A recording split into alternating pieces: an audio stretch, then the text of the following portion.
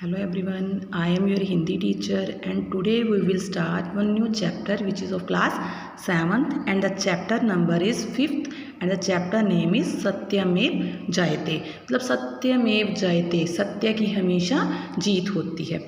भारतीय संस्कृति में सत्यता पर विशेष बल दिया जाता है क्योंकि हमें हमेशा यही कहा जाता है कि हमेशा सच बोलना चाहिए और ईश्वर को सत्य स्वरूप बताया गया है। दैनिक जीवन में सत्य का पालन करने पर जो कठिनाइयाँ आती हैं उसी का वर्णन यहाँ किया गया है क्योंकि जब हम सत्य बोलते हैं तो सच के मार्ग में कई तरह की कठिनाइयों का सामना करना पड़ता है। 11:10 हो चुके थे। तेज़ कदमों से चलते हुए राजू की नज़र ज्यों ही घड़ी पर पड़ी, ज्यों ही मतलब जैसे ही घड़ी पर पड़ी उसने यकायक भागना शुरू कर दिया। मतलब जल्दी से भागना, एकदम भागना शुरू कर दिया। ठीक 11:15 बजे उसने हाँफते हुए स्कूल में प्रवेश किया। प्रवेश मतलब स्कूल में वो दाखिल हुआ। हाँफते हुए मतलब भागते, उसकी सांस फूल चुकी थी। कुछ ही पल बाद वह अपनी कक्षा के दरवाजे पर खड़ा था। कक्षा में गणित के अध्यापक श्री सक्सेना जी छात्रों को पढ़ा रहे थे। कुछ पल राजू की कर्तव्य विमूढ़ सी स्थिति में कर्तव्य मूड मतलब बेचैन सा, चुपचाप सा खड़ा उसी स्थिति में खड़ा रहा। फिर उसने साहस बटोर कर कहा, मे आई कम इन सर। उसकी आवाज़ से सक्सेना जी की निरंतरता भंग हुई। वो लगातार किसी चीज़ को पढ़ा रहे थे, वो एकदम से भंग हो गई। तो उन्होंने चौंक कर दरवाजे की ओर देखा। राजू को देखते ही उनकी भ्रुकुटी तन गई। मतलब भ्रुकुटी थी आंखों के ऊपर भंवरे, आंखें जो उन्होंने ऊपर की। वह व्यंग्यात्मक लहजे में बोले, पधारिए, आपका स्वागत है। व्यंग्यात्मक मतलब मजाक करते हुए बोले क्योंकि वो राजू स्कूल देरी से पहुंचा था। राजू सहमा सुकुचा सा अंदर गया। तो जनाब आज भी देर से आए हैं, सक्सेना जी ने कठोर स्वर में कहा। सर वो मतलब अब वो उसकी आवाज़ जो थी अटक रही थी। राजू अभी आगे बोल ही नहीं पाया था कि सक्सेना सर ने कड़क कर कहा, झूठा बहाना बनाने की कोशिश मत करो, मैं सच कह रहा हूँ सर। जब मैं स्कूल आ रहा तो रास्ते में चौराहे के पास एक छोटे से बच्चे का साइकिल से एक्सीडेंट हो गया था। उसके पाँव से काफ़ी खून बह रहा था। मैं उसे डॉक्टर के पास ले गया। प्राथमिक चिकित्सा करवाने के बाद एक सज्जन के साथ मिलकर उस बच्चे को मैंने उसके घर पहुंचाया। प्राथमिक चिकित्सा होती है पहले, जो सबसे पहले हम फर्स्ट एड जिसे कह सकते हैं कि खुद मरहम पट्टी कर लेते हैं। स्पष्ट किया, बहुत खूब, मैं सब समझता हूँ तुम्हारे बहाने।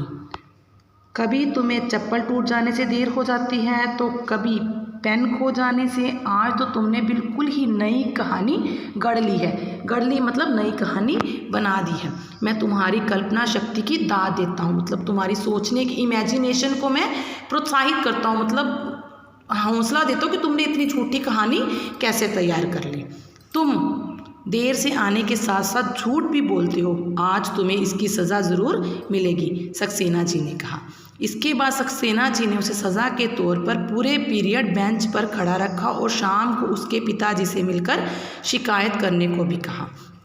अपमान और दुख से राजू तिलमिला उठा। उसकी आंखें छलछला आई। छलछला मतलब उसकी आंखों से आंसू आ गए। स्कूल की छुट्टी होने के बाद वह अनमनासा मतलब बेईमान, जब मन नहीं करता ना किसी काम को करने का, अनमनासा कंधे पर बस्ता लटकाए घर की ओर चल पड़ा।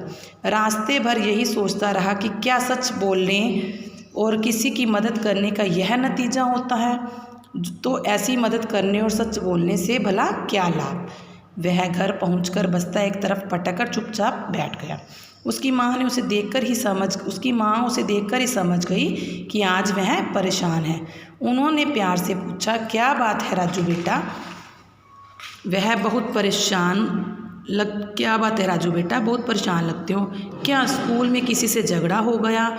माँ का स्नेह भरा स्पर्श पाकर राजू का देर से रुका हुआ सब्र का बांध टूट गया। मतलब वो बड़ी देर से उसने जो गुस्सा पी लिया था, मतलब हम गुस्से को पी जाते हैं ना, उसका जो सब्र का बांध था वो टूट गया। वह माँ की गोद में सिर छुपाकर फक कर रो पड़ा। मतलब फूट कर रो पड़ा। रो चुकने के बाद जब उसका जी हल्का हुआ तो उसने सुबह की सारी घटना मम्मी को सुना दी और उसने पूछा, क्या सच बोलने और ज़रूरतमंदों की मदद करने से अपमान और सज़ा मिलती है? नहीं बेटे, यह बात नहीं है।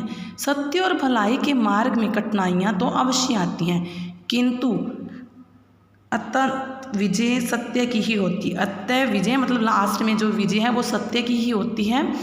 इन क्षणिक कठिनाइयों से घबराकर कभी भी सच्चाई का मार्ग नहीं छोड़ना चाहिए। इन क्षणिक मतलब छोटी सी कठिनाइयों, इस पल जो कठिनाइयाँ आई हैं उससे घबराकर सच्चाई का मार्ग नहीं छोड़ना चाहिए। यह कायरता होती है और मेरा बेटा कायर नहीं है। कायर मतलब डरपोक नहीं है। माँ ने समझाया तो राजू को बहुत राहत मिली। उसे लगा कि उसने कोई गलती नहीं की।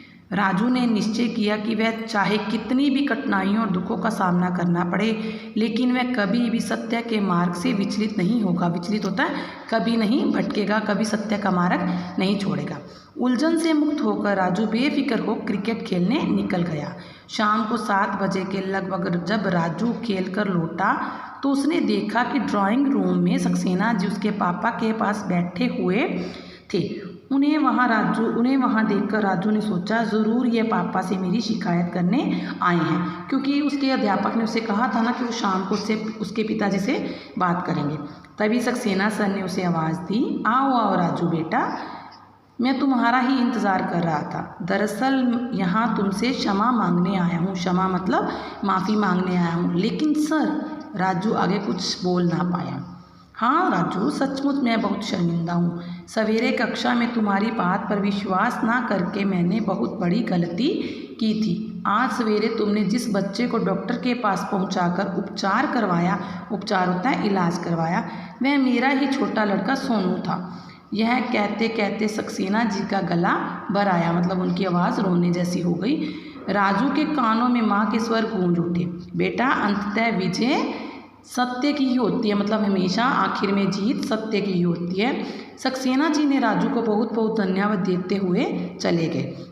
उस घटना के बाद से राजू की आस्था सत्य पर और अधिक दृढ़ हो उठी, मतलब उसने सत्य का मार्ग नहीं छोड़ा, हमेशा सच्चाई का ही साथ दिया। धन्यवाद।